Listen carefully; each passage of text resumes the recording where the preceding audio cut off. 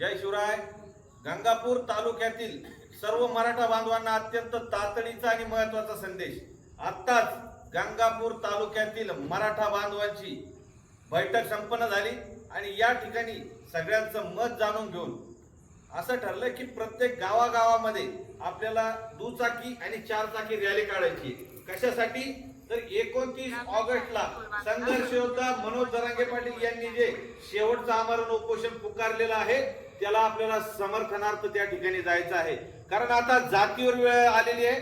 कुणीही आपल्या जातीवर शिंतोडे उडवण्याचं काम करत आहे. माता भगिनींपर्यंत जात आहे.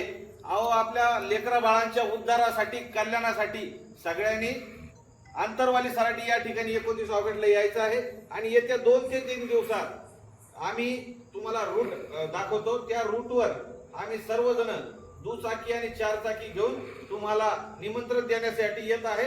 तर तुम्ही गंगापूर तालुक्यातील आपल्या सगळ्या व्हॉट्सअप ग्रुपवर लक्ष राहू द्या.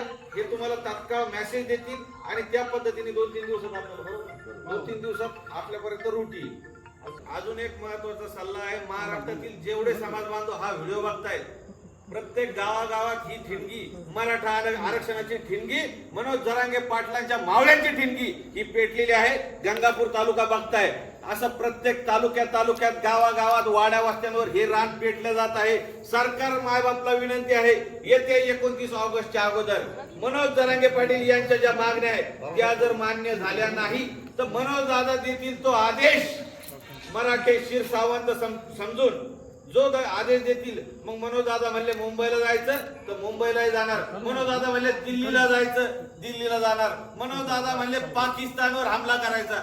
मराठे कुठल्याही परिस्थितीला सामोरे जायला तयार आहे. कारण आमच्या बापदाद्याचा इतिहास आहे. अफगाणिस्तान पर्यंत मराठ्यांनी गनिम हाणले होते. त्यामुळं आमच्या नादी लागू नका आणि लवकरात लवकर मनोज जरांगे पाटील आणि मराठा समाजाच्या मागण्या पूर्ण करा, हीच विनंती. जय शिवराय.